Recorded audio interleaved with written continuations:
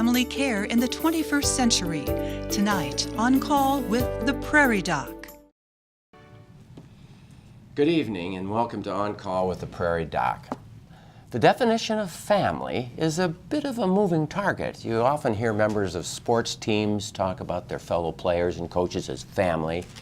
Here at On Call with the Prairie Doc, our production staff and studio crew are a bit of a family with the ups and downs associated with closeness of our work environment.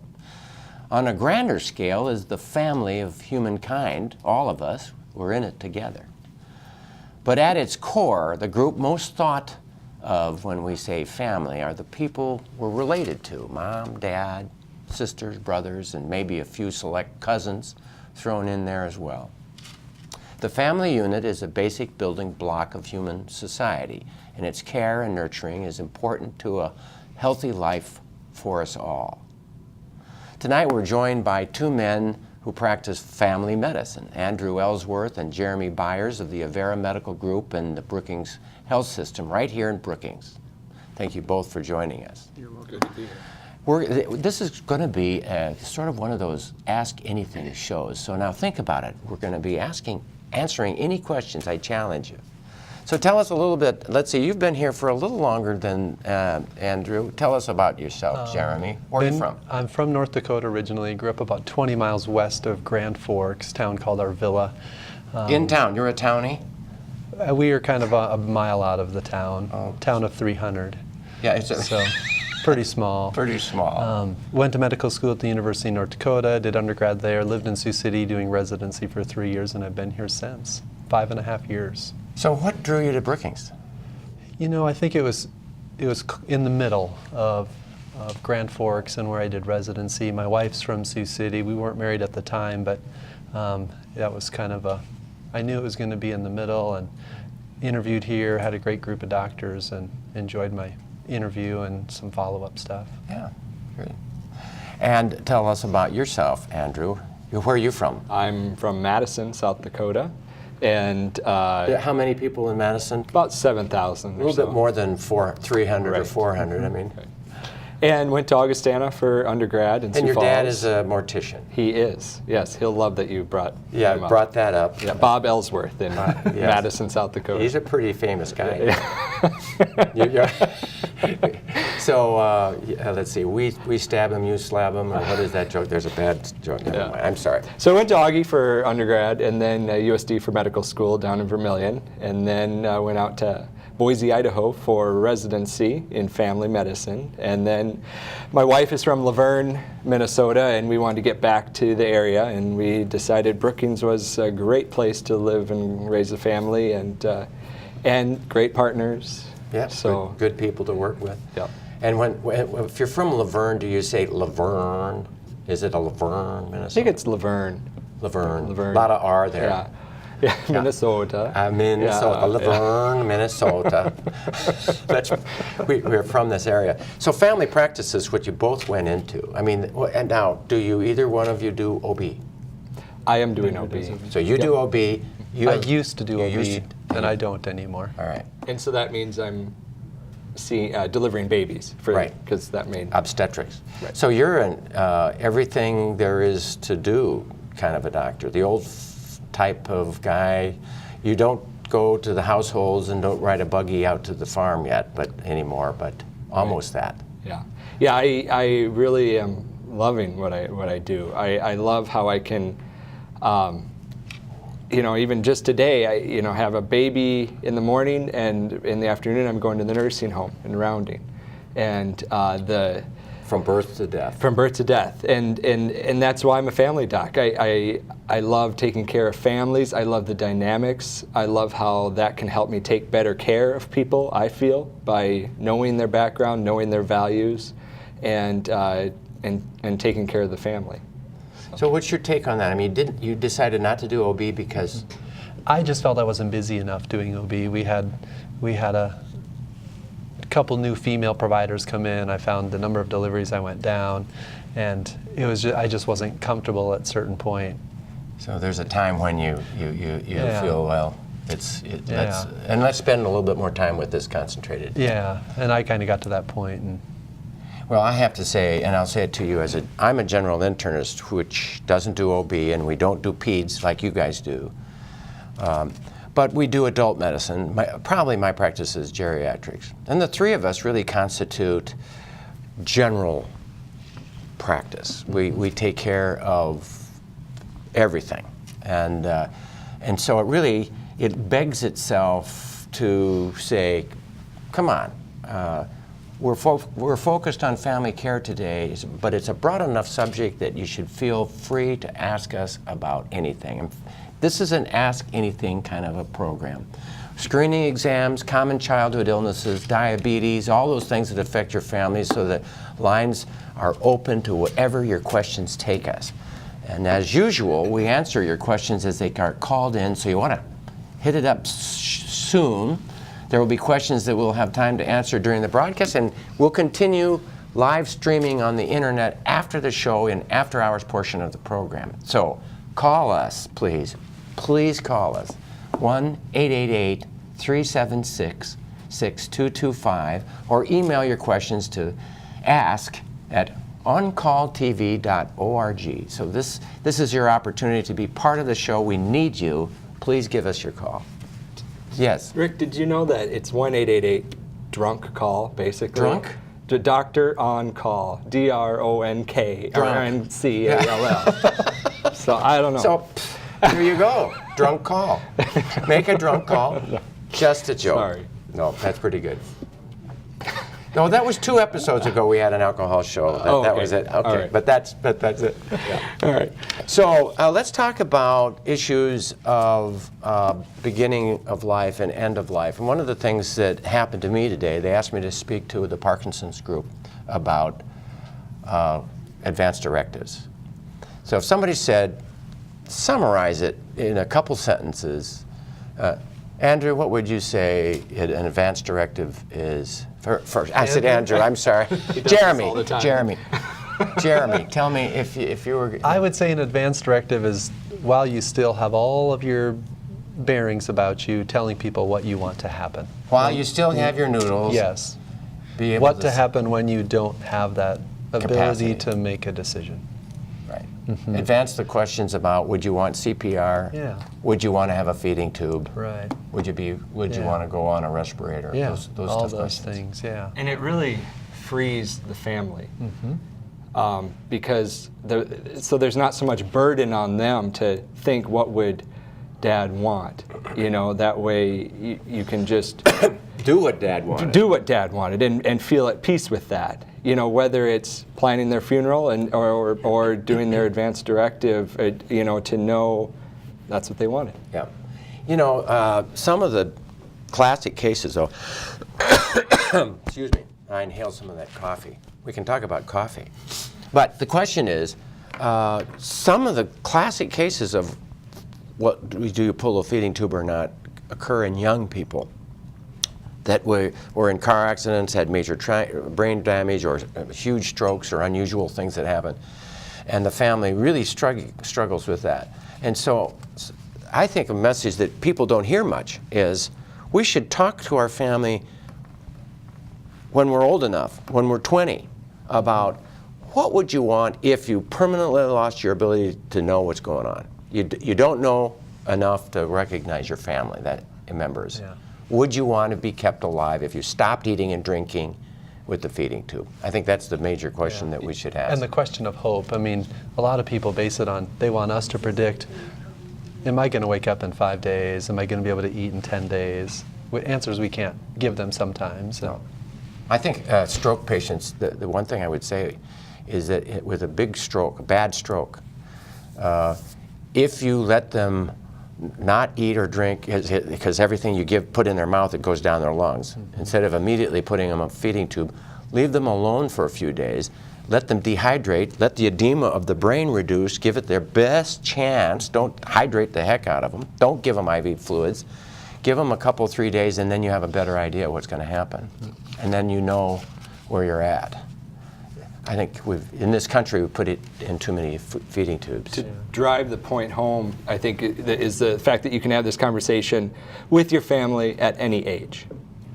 That's it. Let's So when nail you're that sitting down for Thanksgiving, go around and everyone say what you're thankful for, and then go around and everyone say, what are my wishes, or something. Yeah. I don't know. Hey, that's a great idea. And morbid thought, but no. I mean, we live and then we die. And that makes for a better, deeper conversation with your family, rather than just talking about The weather. the Lions and Dallas Cowboys and stuff. Yeah. In the same vein, I think it's important too for a couple. I mean, even before death, you have one couple who one individual who gets a little demented, and the non-demented individual says, boy, is it time to put him in the nursing home? And they feel bad. And that's an important conversation, I think, to have right away, and give somebody permission. If I'm going to be demented, I want to give my wife permission to put me in the nursing home, not care for me 24 hours a day, 7 days a week. Yeah. What about the idea of talking about these issues in the family sense and scaring the heck out of the kids? Is that going to happen? Or do we not talk about death enough with our children? We obviously don't talk about death enough with our children. When you make it this alien, scary thing, that's what it becomes for them. And when you help them through it and answer their questions however you want to, then it might not be so bad. Yeah. We have an attitude in our country that we're not allowed to die sometimes. And I think you and I agree on that sometimes there's sometimes where it's just people's time to go. Sometimes it's not, but I think when you have other family members involved, it's hard for them to let go sometimes, even if the person who's maybe ready to go wants to go. Yeah, I think we have an inappropriate fear of death in this country. We have a fear of death. Yeah. You're a mortician's son. I mean, do you sense that's true? Yeah, I think growing up, some of the families that wouldn't take their child to the funeral, I think that their imagination just ran wild, and so seeing them helped with the process of grieving. Yeah, I think, I'm a pretty healthy 66-year-old guy, but the reality is I know I'm getting older. I mean, I take care of older people. And I know that I'm finally really kind of grasping and grappling and facing my own death. And I don't really see it as that bad of a thing.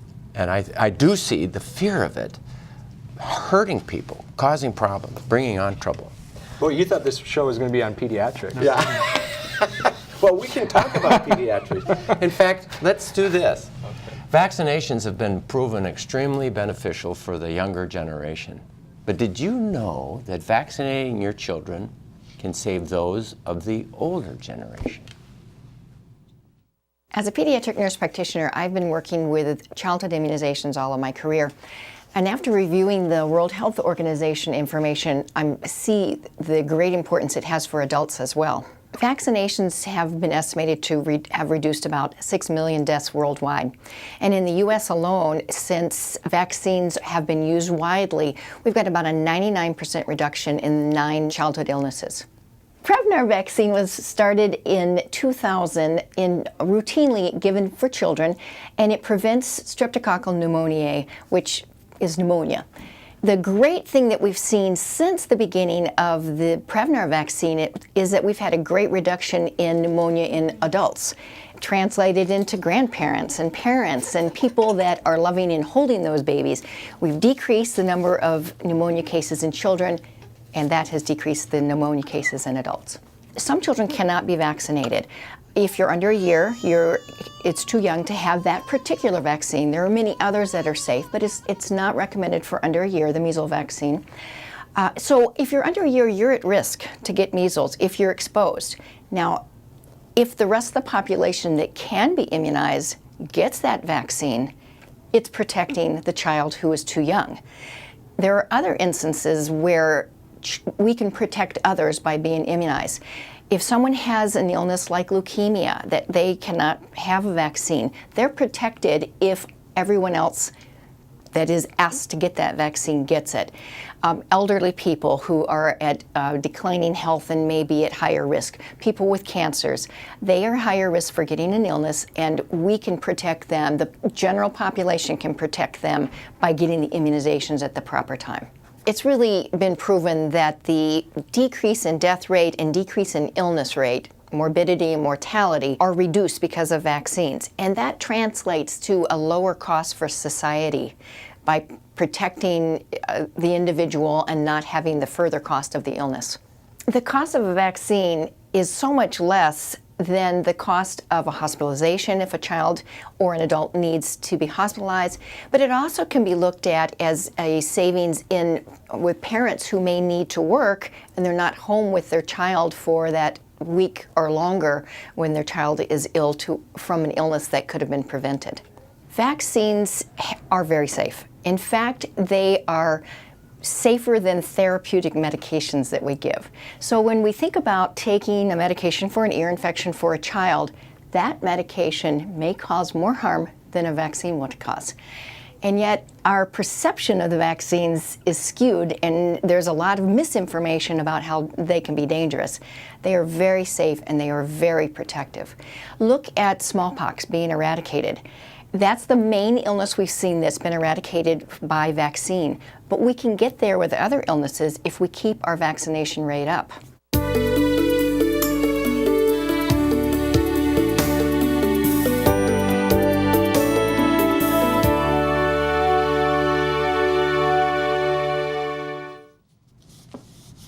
Now, wasn't that a beautiful lady and a beautiful person inside and out?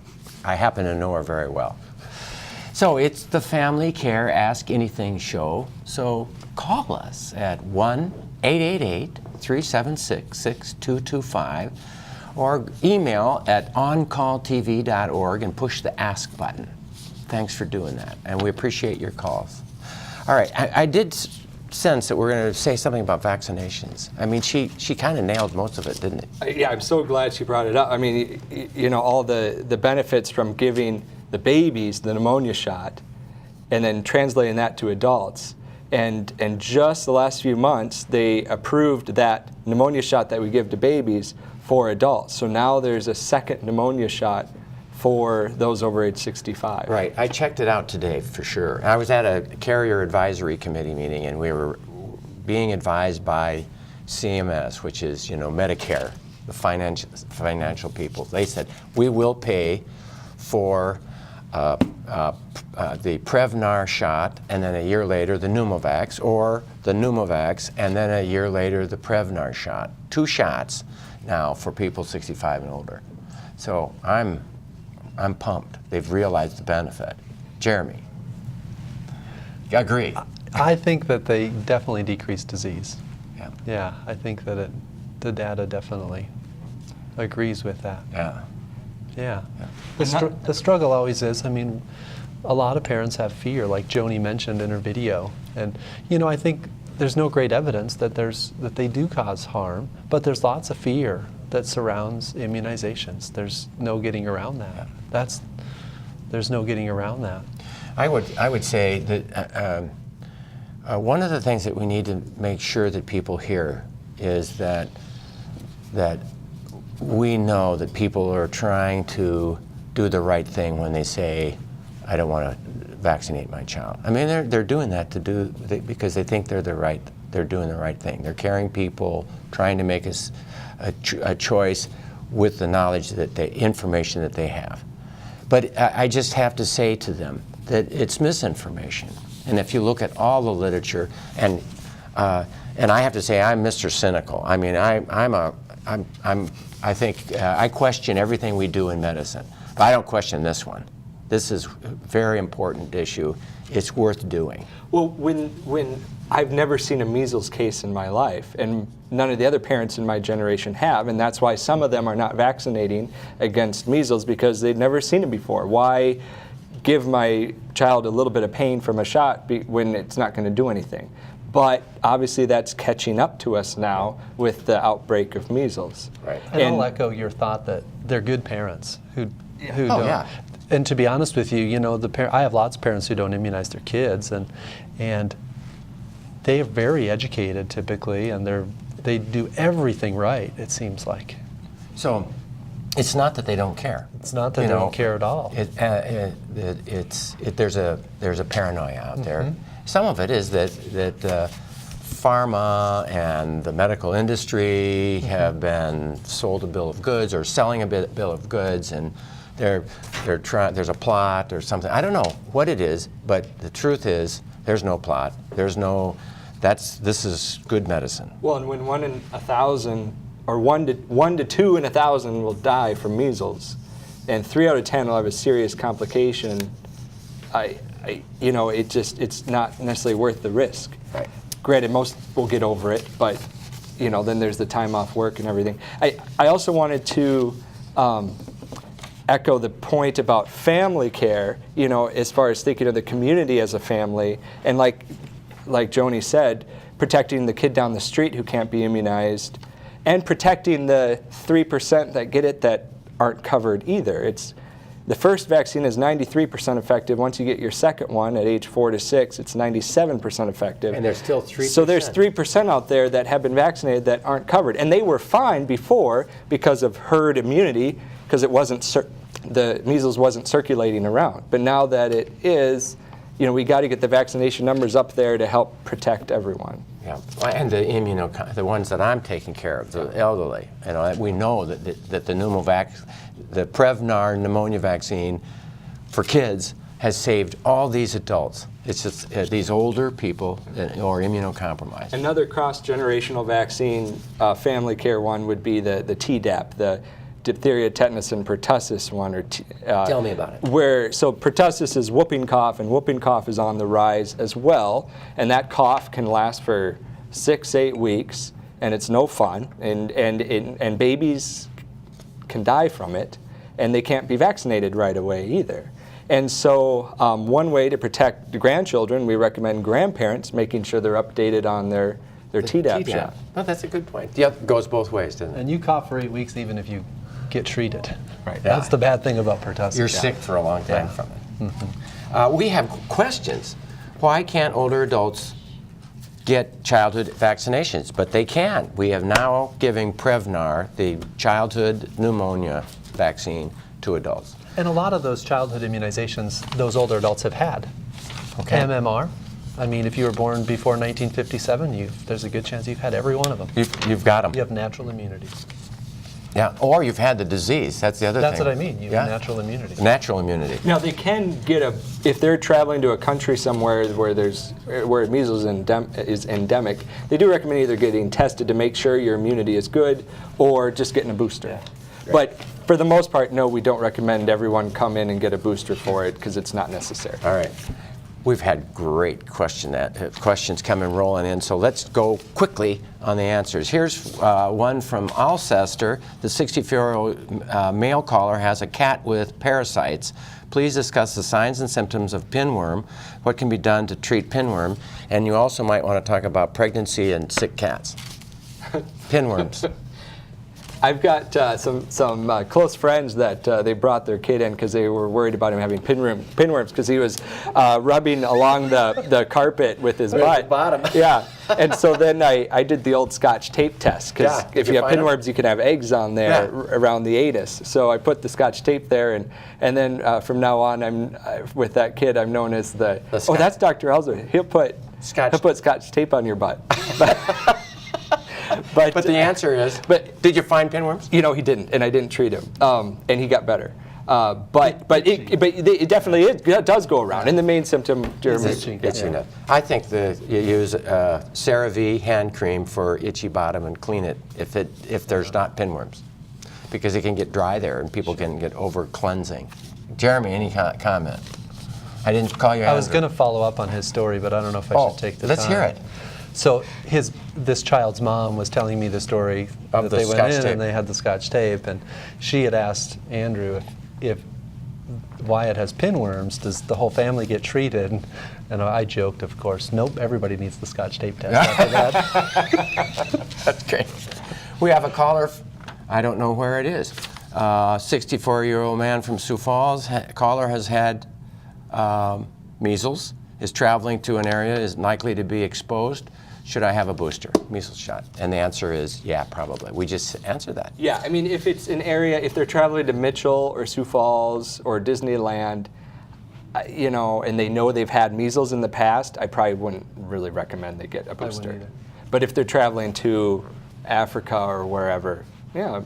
That would be a bad idea. India, yeah. Yeah.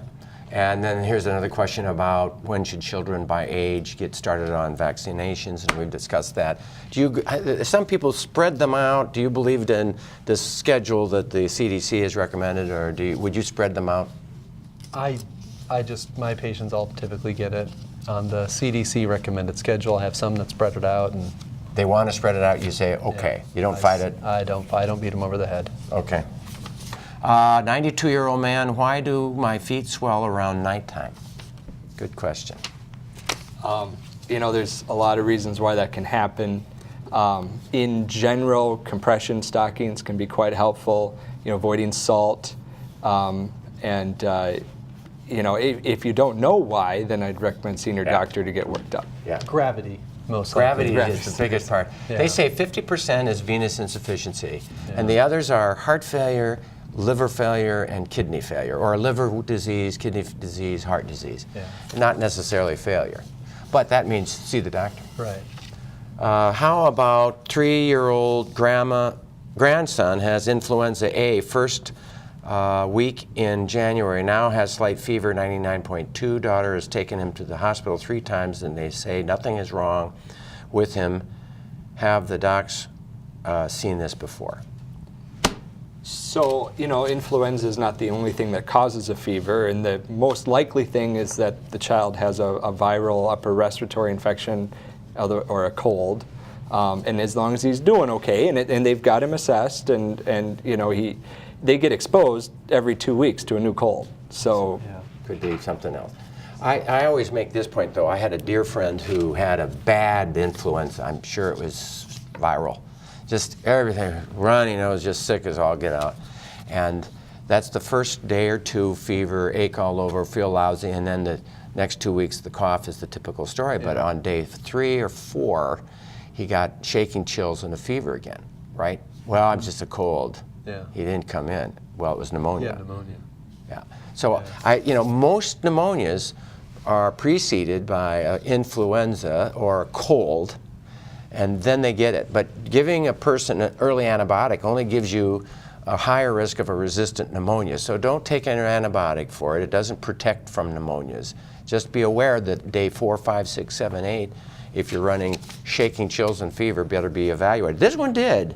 It's okay. I think you've like you say, it's probably another. Yeah. We see it all the time, to answer the question. Yeah, we see it all the time. But I think there's a great point you brought up, is that, you know, it's not like the minute you have symptoms you should come in and get antibiotics, because like you said, it could backfire. Yeah. It backfired.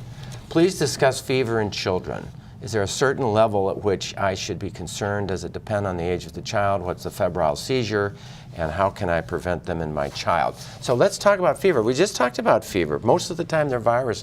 Yeah. When do you need to respond to a fever? You know, I don't know that there's a specific number. I will tell, you know, I've seen 104, 105 in little kids, and they respond much more dramatic than you and I do.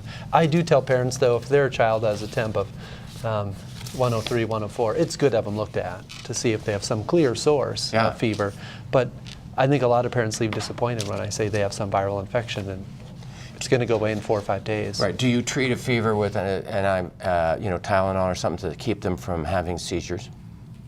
I don't think that Tylenol prevents seizures. It's the, you know, that dramatic rise in fever is what causes the seizure. It's not the 104 that causes the seizure. It's the rise. It's the and rise. if you give them Tylenol, it'll go down and then it'll go up again, and so you set them up for. And I usually tell parents to treat with Tylenol for symptom control. If they're lethargic, if they're miserable, if they're not eating. But don't treat a fever. I don't think you have to treat a fever. But if they have a history of febrile seizures, and that's a seizure from having a fever, which most of the time is a benign thing and nothing to worry about, but we do recommend, trying to keep the fever down with Tylenol and ibuprofen to help prevent a that's reasonable. seizure.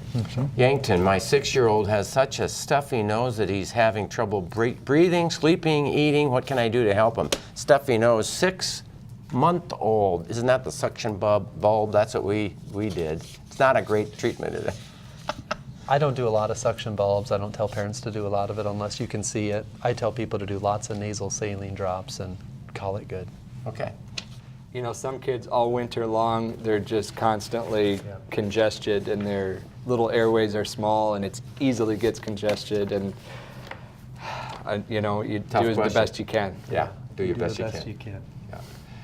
The art of the family dinner has disappeared over the years, but our on-call dietitian has some tips on how, with just a little planning, we can simplify cooking a family meal. As families get busier, we tend to eat less healthy and eat out more often. Planning ahead can help you provide healthy meals and more home-cooked meals for your family. Planning ahead will also allow you, as a parent, the ability to continue to instill in your children the importance of living a healthy lifestyle and keep you healthy too. Start with a little planning. Plan a menu for each week based on your activities. Grocery shop ahead of time and assign duties for cooking within the family each night. I might also suggest trying freezer cooking. Freezer cooking is preparing foods ahead of time and putting them in your freezer for easy access. When freezer cooking, the first thing you need to do is choose a recipe. The next thing you need to do is choose what you're going to put your recipe in. One of my favorite things is a Ziploc bag. The first thing I've done is write the recipe on the Ziploc bag and write the preparation instructions so I know how to prepare it when I pull it out of the freezer. Today we're going to make cilantro lime chicken. The first ingredient is chicken. Choose either 2 large chicken breasts or 4 small chicken breasts and put them in your Ziploc bag.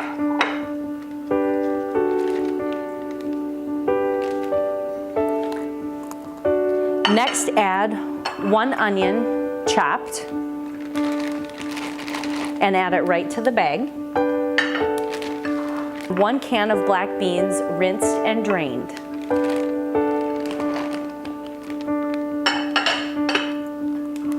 Add 1 can of corn or 2 cups of frozen corn. If it's a can of corn, make sure you drain it. Next, you'll add 1 bunch of cilantro that's chopped. Not a large bunch, just a small sprig that's going to be chopped. And the final ingredients include 2 teaspoons of chopped garlic, 2 teaspoons of cumin, and the juice from 2 limes. Once you have it all in the bag, get as much air out as you can, seal it, and flatten it to put in your freezer. When the day comes that you want to prepare the meal, pull this out of the freezer probably a day ahead of time to let it defrost. Put it in your crock pot and follow the instructions. This recipe reads to cook on low for 8 hours or high for 4 hours. This makes a great meal to throw in the crock pot before you leave home in the morning to have ready when you get home at the end of the day.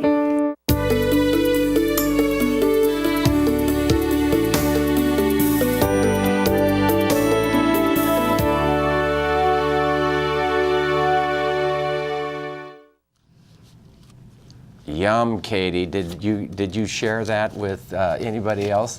So the question is, and I would throw it at you, how valuable do you think that time eating around the table with your family is for a family? I think it's very valuable.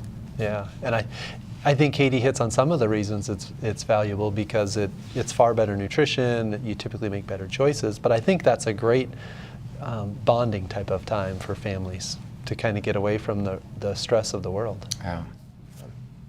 Yeah, I was going to echo just the connecting with your child. I mean, right before coming here, my family had a meal together. It wasn't a fancy big sit-down meal. It was leftovers, but we ate together, and we, encouraged my 5-year-old to eat everything on his plate, and we went back and forth making deals on how much and what he gets if he eats it. But usually we get him to try it, and we're interacting and we're having fun, and we're eating healthier that way.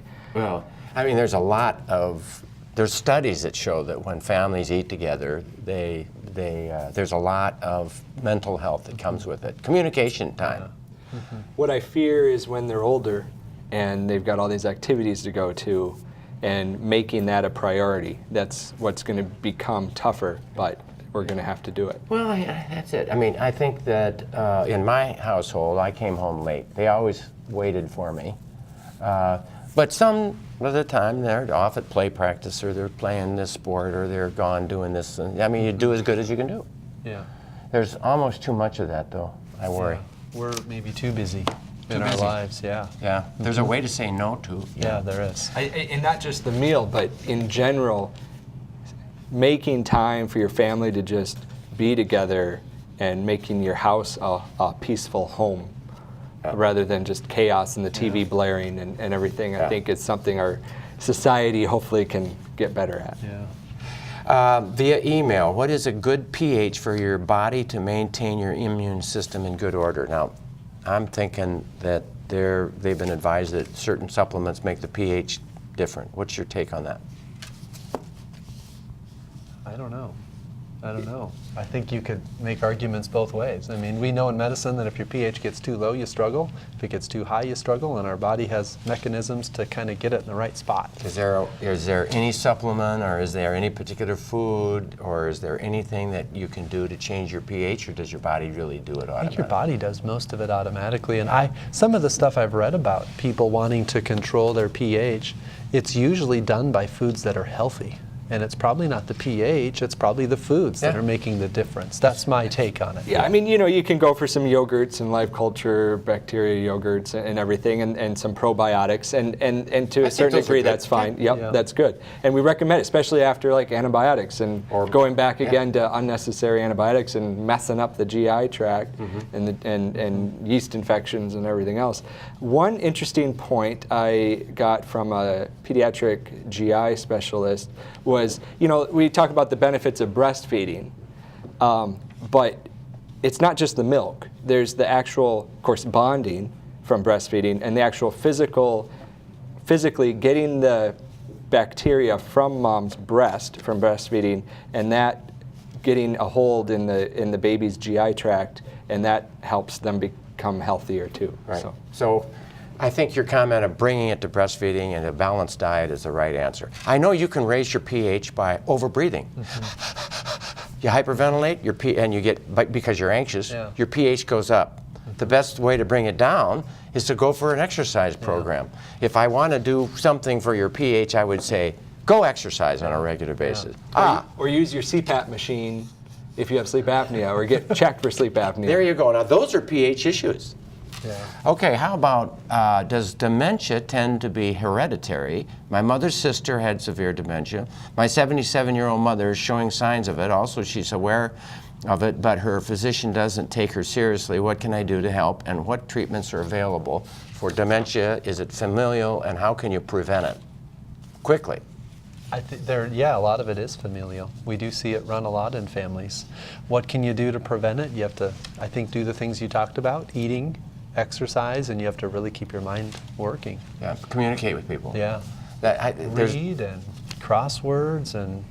They found nuns that were reading the paper every day to find things to pray about. Those nuns were staying pretty sharp because they were up on current events and they were thinking about things and using their minds. As opposed to the nuns that were not reading very much. Well, and that's what they looked at. That was true. Yeah. Do the docs think physician-assisted suicide will be included in the advance directive at some point? I suppose. In this state, we don't have it. What do you think of physician-assisted suicide? I don't think it'll happen in South Dakota. I don't agree with physician-assisted suicide personally. Okay. What do you think? I am not going to be interested in it, but I'm sure it could come, just like medical marijuana and everything else. That you wouldn't have predicted would have come. Right. I'll give you my take on it, and I'm the older of the three of us, okay? And I've lived this world of caring for people. I'm a hospice director. I try to give compassionate care. My dad had a pretty bad end. So if anybody was going to be in favor of it, it would probably have been me, and I'm not in favor of it. I think that nature allows death if we don't get in the way pretty naturally. And if they're in pain, give them the pain medicine. And if that brings them to an earlier death, so be it. My intent, however, is never to kill them. My intent is for comfort. And then it seems to work. I don't think we need to do the physician-assisted suicide thing, although I have to say that there are cases where they are so miserable that one can speak about what is called putting them into a coma to make them comfortable until nature calls them. I sympathize with people who like the idea of physician-assisted suicide. I really do sympathize with them because there's a lot of miserable people that at the end of their life they're in a lot of pain. And I heard it discussed the other day on the radio, and the dilemma is the biggest reason people want to do it is if they get demented. I don't want to be demented. I want to end my life before that happens.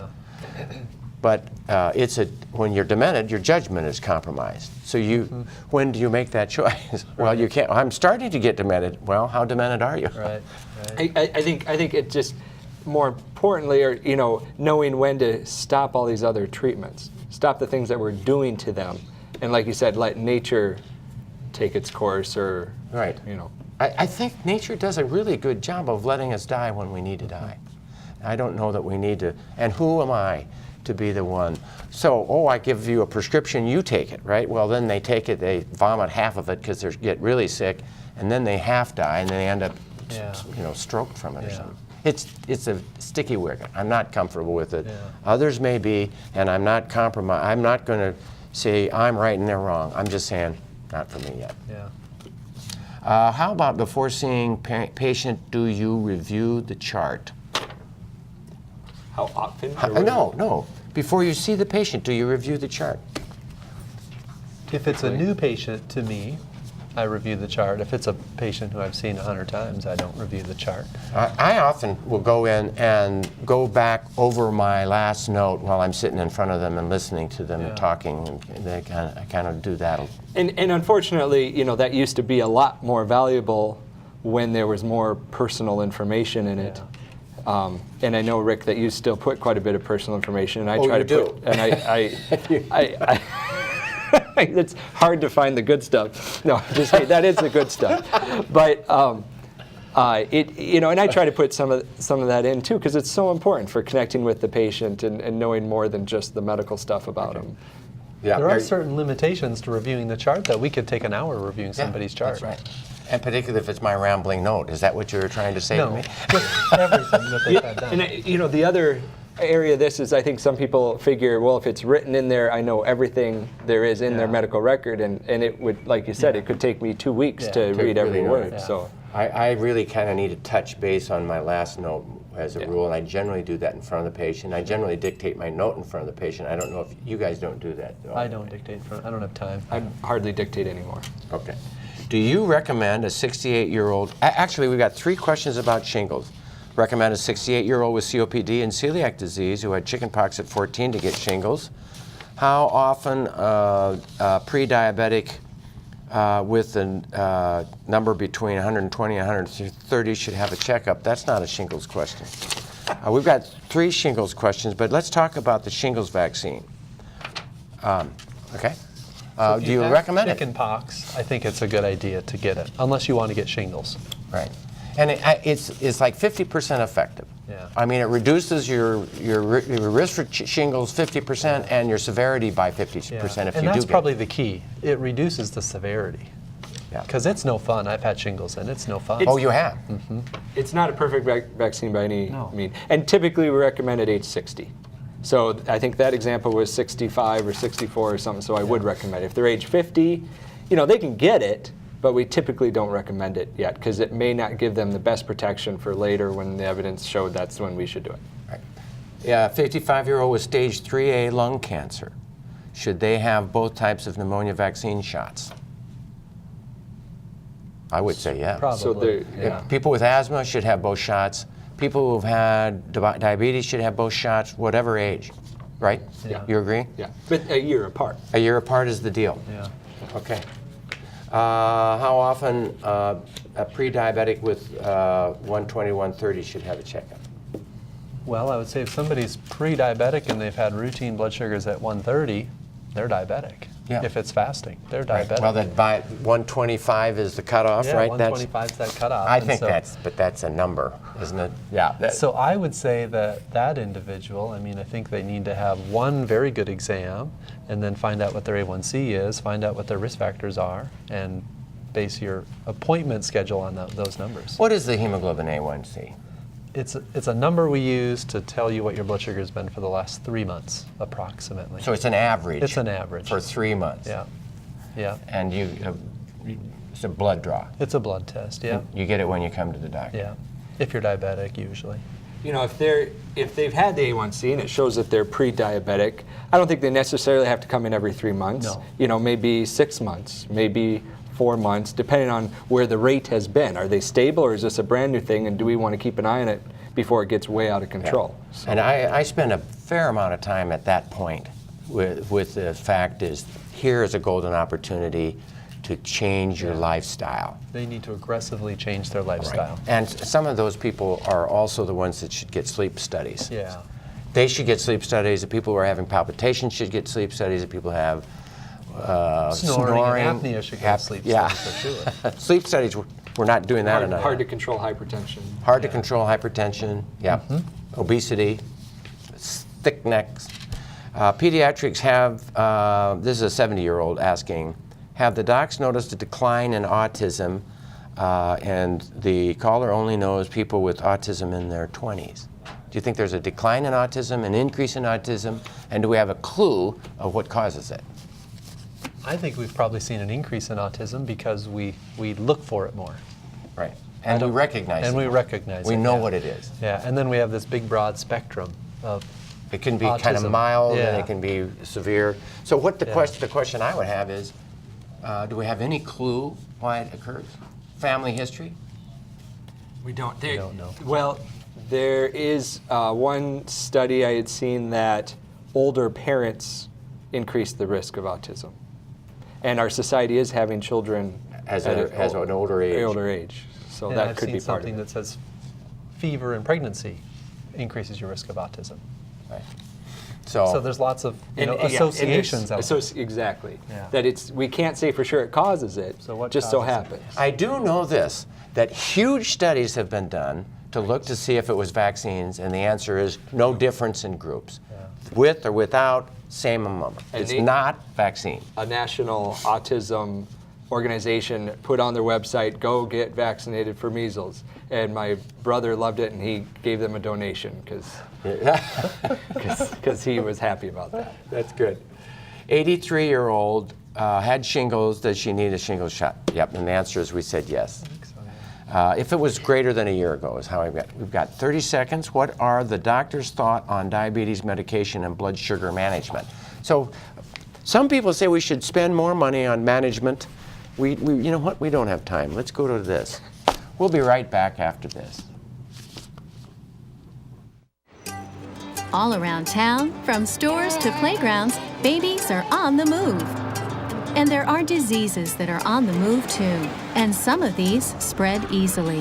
To best protect him from 14 serious diseases by the time he turns 2 years old, vaccinate him according to the recommended schedule, so he can go on about his business and you can have peace of mind. For more reasons to vaccinate, talk to your child's doctor or go to cdc.gov/vaccines.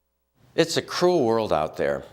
Consider how some people are so angry they're cutting heads off and burning people alive in front of video recorders, likely for the very purpose to bring us to hate. Anger, bigotry, hate crime against those different, and even, I dare say, polarizing politics can be found everywhere. The old adage rings true: to destroy your enemy, make them hate. About the destructive power of hate, Buddha said, holding on to anger is like grasping a hot coal with the intent of throwing it at someone else. You're the one who gets burned. Another philosopher said, while seeking revenge, dig 2 graves, one for yourself. But it can go both ways. A research study not only showed how people negatively treated a stranger when dealt poorly by the study director, it also showed how people positively treated a stranger when dealt kindly by the study director. But do we really need a study to prove the simple truth that we all find it easier to be a good person when we're treated well and find it easier to be mean when we're ourselves abused? The rub comes with the difficulty getting into the habit of treating others with kindness. Confucius said it's easy to hate, it's difficult to love. All good things are difficult to achieve and bad things are very easy to get. Last week, a group of pre-med students were asking me about how much volunteerism is enough to help get them into medical school. One student honestly stated, "It's hard to be altruistic when I don't really feel the love in my heart, and I don't want to be a hypocrite." It made me remember a sermon given by a favorite minister a while back, suggesting that if we don't feel the milk of human kindness, we should go through the motions and act like we do. The more we practice, the more it turns real. I believe this is true, but it's difficult and it takes time.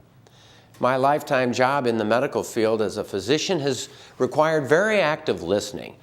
And I've noted that kindness, even if it's not completely heartfelt, is the most powerful and curative of medicine, my favorite and most helpful treatment for almost every illness.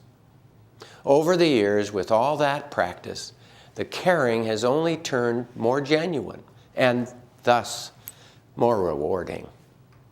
I'm not suggesting tolerance to injustice, but in this world where there remains hate, cruelty, radicalization, and polarity, we should realize our best weapon might just come with patient kindness.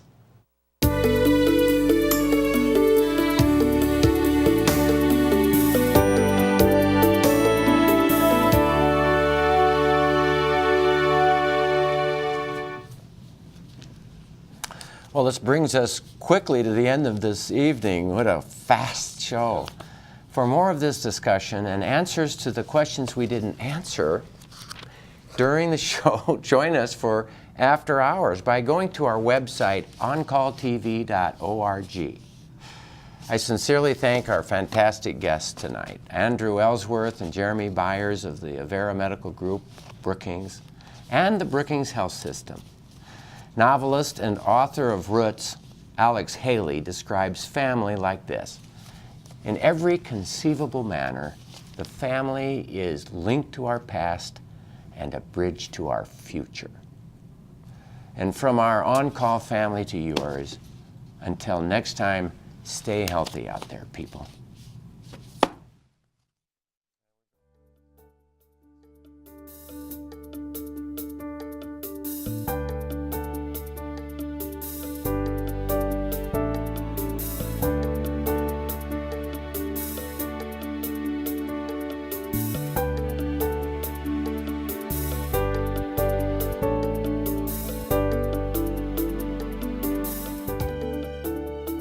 Charles Dickens said, "There is a wisdom of the head and a wisdom of the heart." It is more than a pump. It is the place where our lives get their rhythm. Wisdom of the heart, as we are on call with the Prairie Doc.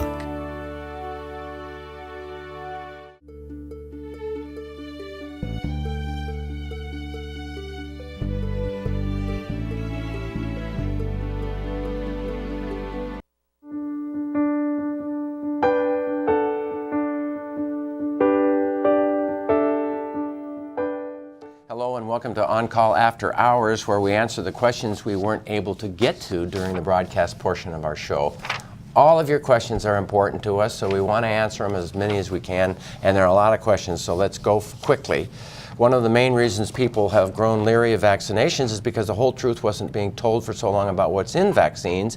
If medical professionals quit dancing around the issue and directly talked about whether or not metal additives such as thimerosal is in certain vaccinations, it would empower them to make informed choices. What's your response? You know, I think as they've taken this stuff out of them, I think that autism rates have stayed the same, and that's always been the fear. Right, and it's basically a very, very low dose of something to preserve the vaccine so it doesn't deteriorate, so make it safer. And it's about the same amount of mercury as you'd get if you have a can of tuna, right? I mean, it's... But they took it out. And that's one issue as we go back and forth. We're answering it both ways. You know, we're saying, oh, but it's safe, and oh, but it's not there. And that's where some of that comes from the public. Just like the ingredient in which, you know, that they were worried about causing autism and whatever, they took it out. But then which some would say led some credence to, well, then what was wrong with it, you know? And so, unfortunately, but they did it because they didn't want people to have to worry about it. Right. You know? Yeah, and that's the point. Although, do you think that we're 100% informed and 100% uninfluenced in the, I mean, do we ever dance around any topics? I mean, are we 100% honest? I mean, I try to be. Honest but informed is the question. I mean, boy, we can't know everything about everything. What in medicine is 100% anything? Yeah. Yeah. You know? So I think, you know, all you can do is ask us to try to do our very level best. Be honest, be kind, and respect people's choices, you know? Via email, I've heard a lot about elderberry syrup supplements. Is this safe for children in regards to colds? And does it make a difference? Safe? I have no idea. Yeah. Just because it's natural doesn't mean it's safe. And most of our drugs come from natural things, really. Because we just studied them a ton, and that way we know they're safe. Yeah. How contagious is shingles? Not very. Not very. If you open up the blister and touch somebody who's never had chicken pox, then there's a chance to pass it on. If it's covered, boy, it's not very contagious. Yeah. But you can't get shingles from someone who has shingles. You're right, that you can't get shingles from somebody who has shingles. Yeah. You get chicken pox from somebody who has shingles. So shingles are what? I mean, chicken pox, but now only in a nerve? It's the chicken pox virus that comes out in a certain area of the skin. And it's been sitting there for... Sitting in the spine forever. Okay. Please discuss C-reactive protein. It's an inflammatory marker. It's not very specific. It can be used for looking for infection. It can be used for looking for cardiac disease. There's other things that can be looked for too. And so if it's high, we don't necessarily know what's going on. Yeah. I'll be honest with you. We had a SED rate when I came along, and they said SED rate, it shows there's inflammation somewhere. It goes up in about half of all the diseases we have. It's not a very good marker. It doesn't tell you much. It's not specific enough. And that's what C-reactive protein is. Yeah. It's the same thing. It's just an inflammatory marker. Don't make anything of it. Yeah. But if it's normal, it can be reassuring. It can be. Yeah, but if it's not normal, then you go, well, something might be happening somewhere.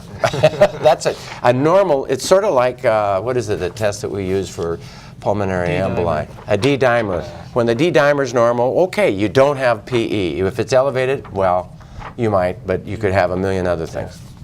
83-year-old woman has frequent urinary tract infections, always empties her bladder. How can she prevent future infections? Any specific foods or fluids? I like vitamin C, and I tell them 4 times a day, and I think it helps. What do you think?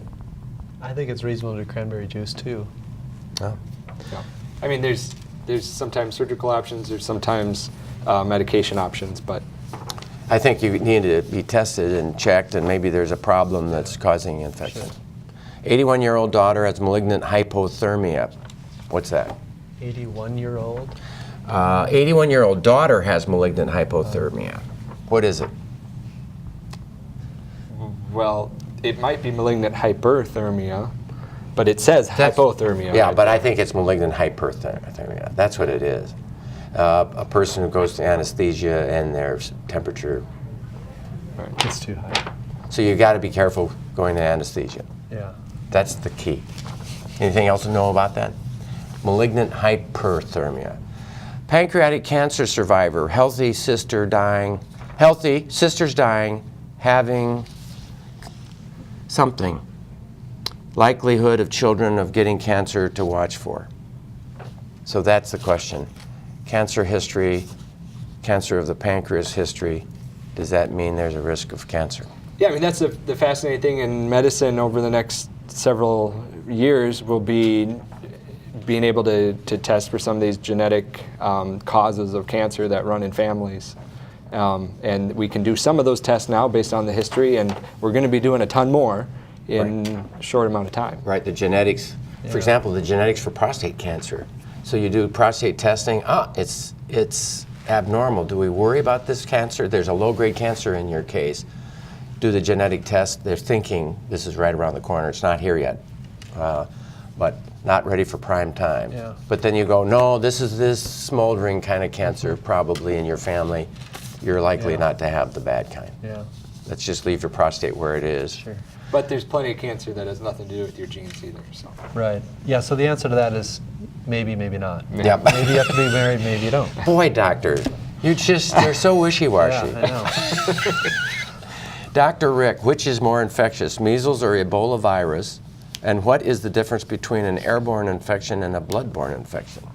Okay, so what's the difference? What's more infectious? I'm guessing measles would be my guess. More infectious than Ebola. I think if Ebola was as infectious as measles, all of Africa would have Ebola. Yeah. Well, That's the my whole opinion. world. It would have. The whole world. And that's what Yeah. they're worried if it were to develop that Yeah. type of. Right. And so that's part of the reason why they're Transmission. just scrambling as hard as they can to get a vaccine. Sure. Yeah. What What's the about rest of it? airborne versus bloodborne?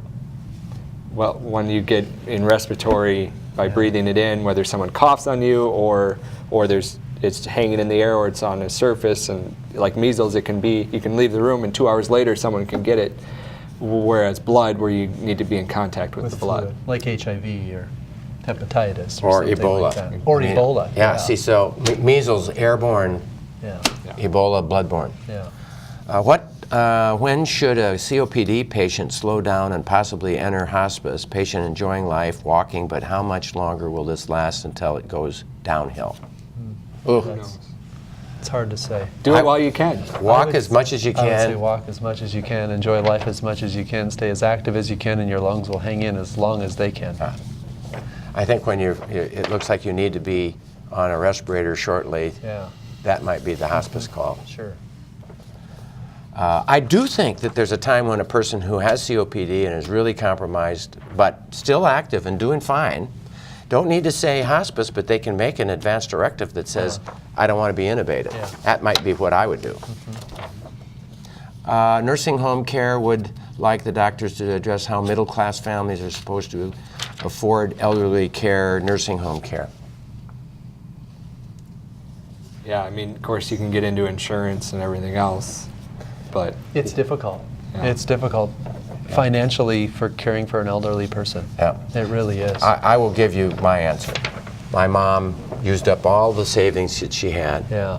So I wasn't going to inherit anything from her because she was in the nursing home. She used up everything she had until she cranked it off Yeah. until it was all gone. And then I had to buy the lake cabin, right? Didn't, paid her for the lake cabin, had spent all that. Yeah. Then she was eligible for Medicaid. Yeah. And she had Medicaid for half a year. Yeah. And I think you have to, if you don't, you're not responsible for it when they run to the point you just let Medicaid kick in. I mean, live your life, let your mom. I'm not a fan of the insurance.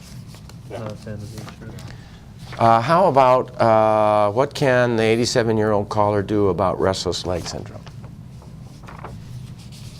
So there's certain medicines that we can take to help settle them down a little bit.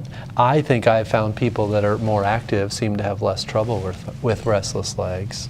Stretching at night, I think be more stretching, active, and then there's the Mirapex and the anti-Parkinson medicines that help. Yeah. Cinemet's the only problem in Cinemet sometimes drives it. Yeah.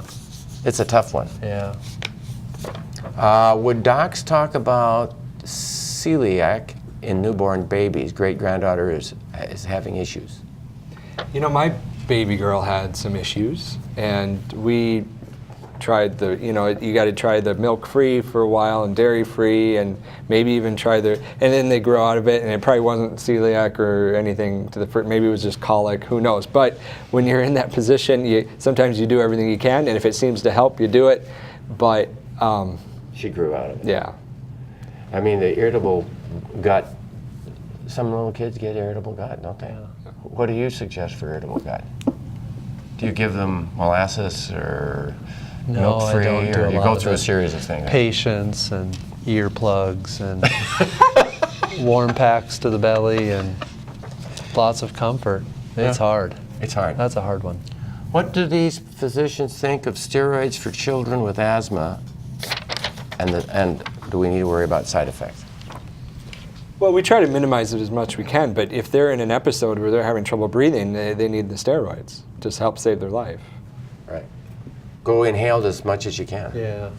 I'd say avoid the oral stuff as much as you can, but like you said, sometimes you need them.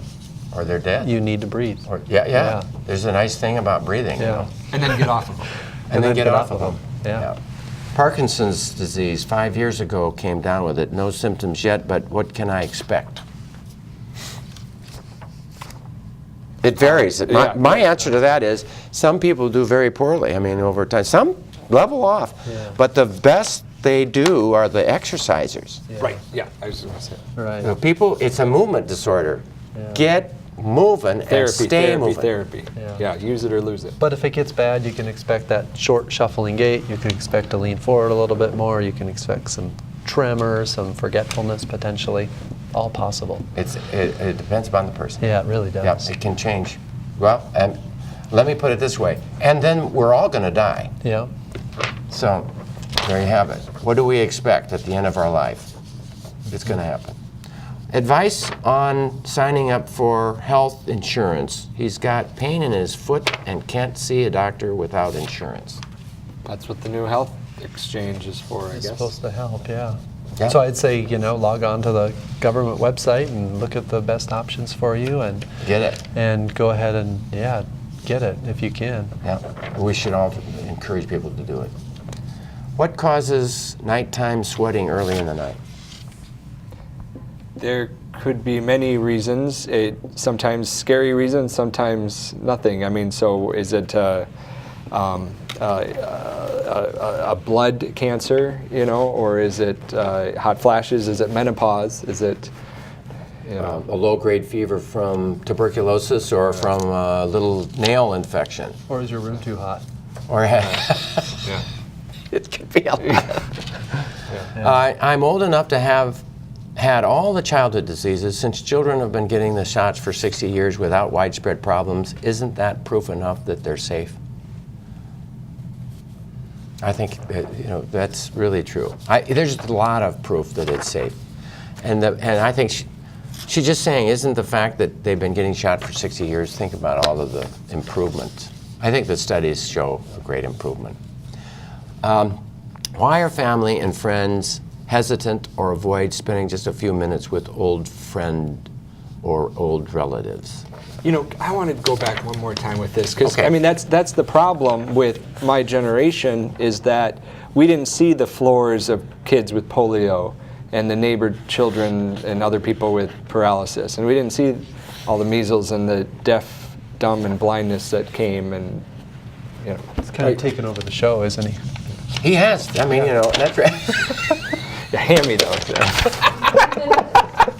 So, but that's really true. I mean, I think the fact that my mother sweated polio, and she wept the first day the polio vaccine was available to me. She wept, and she carried me to the doctor. Yeah. Family spending more time with old friends. People are afraid to spend time with the older people. Sometimes they're afraid to spend time with the people dying of cancer. Why is it? Younger people are less willing to hang with old guys like me. I mean, what is the problem there? I don't know. It's maybe a philosophical type of thing. Maybe they don't like to see somebody in that state. Maybe that makes them uncomfortable. Maybe they have a fear of death themselves. Boy, it's hard to say. And people are busy. Yeah. And that's a dumb excuse. Yeah. But they live their lives, and it is important to make time to do those things. Mm-hmm. And it used to be that older people sometimes had an odor, and if I were an older person and I wanted to have visitors, I would make it springtime in Febreze, and I would have fun, and I would not demand that they come and visit me more, because if you want them to go away, demand that they visit more. And sometimes people can do more to go out themselves. Yeah.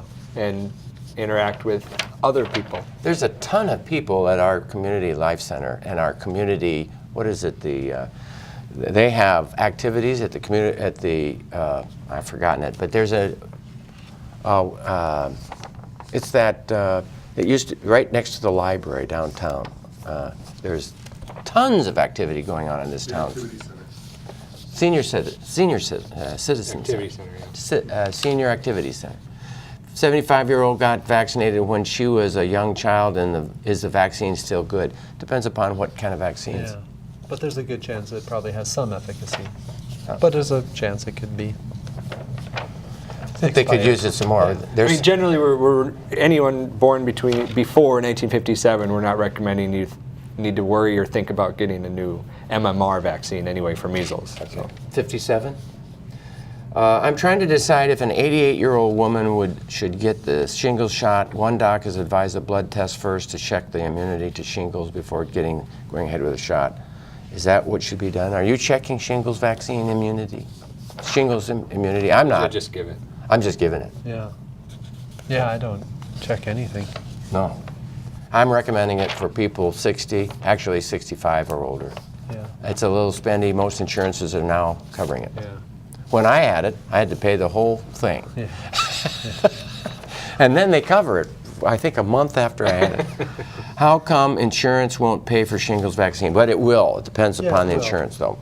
It's getting better. Because insurance companies are trying to save money. Yeah. Yeah, it's a mistake. Caller had a measles shot in the 50s and feels that vaccines were not questioned. Why are people more resistant now? I mean, and the question is? Because we have internet. It's the internet. We have a lot more. There's a lot more questioning. There's a whole lot of media that, I mean, in the 50s, they didn't really. They just said, the doctor, I trust the doctor. Yeah. And there weren't stories of, people expressing concern and fear and that type of thing, Which is rampant. Yeah. And a lot of these people are great, good people, but it is a little bit of selfishness too. That I don't want to harm my children or protect my neighbors. I think there's and they may be harming their children, so that's the truth. I'm a physician 14 years, this is the last question. Physician 14 years out and do not remember any training in talking to patients about end-of-life care. I'm an emergency room trained physician, have had this conversation so often at times of emergency instead of when it could have been a time when it was earlier and made more options available. That said, it's often a discussion of do not resuscitate, which is interrupted as do nothing, or is interpreted as do nothing, versus what it is intended to not do aggressive care. I would encourage training while in medical school and continued competency training in this, also to include palliative care options in these discussions. Thank you, Scott. My question to both of you is, did you have training in end-of-life, talking with people about end-of-life care and this kind of questions? As a medical student, we had a fair amount, it felt like. So it's changed. Yeah, it's changed. They're making it part of the curriculum. Is it enough or not? Part of it you just have to, the practice of medicine and learn as you go. I think the most important issue that I shared with the Parkinson's group today about advance directive, and I think is that it really not that important of a legal document as it is a communication tool with your family. Mm-hmm. Talk to them about how you would, if you lost your ability to know who your family members were, what would you want or not want? Mm-hmm. You agree with me on that? Yep. Thank you for joining us on our website. We appreciate all of your questions and the opportunity to answer them. And until next time, stay healthy out there, people. Funding for On Call with the Prairie Doc is provided in part by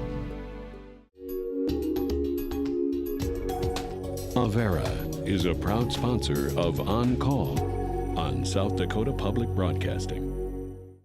Larson Manufacturing is proud to support On Call Television as it continues to open doors for important medical information. and by the South Dakota Foundation for Medical Care, the medical care quality improvement organization for South Dakota. Additional funding is provided by Aberdeen Allergy and Asthma, Brookings Health System, Dr. Mark Bubach with Dakota Allergy and Asthma, Dakota Care, Dakota Dermatology, the Orthopedic Institute, Physicians Care Sanford Clinic Community Service Committee, and Swiftel Communications. Closed captioning for On Call with the Prairie Doc is provided by the generous support of Avera, Brookings Health System, and Fishback Financial Corporation.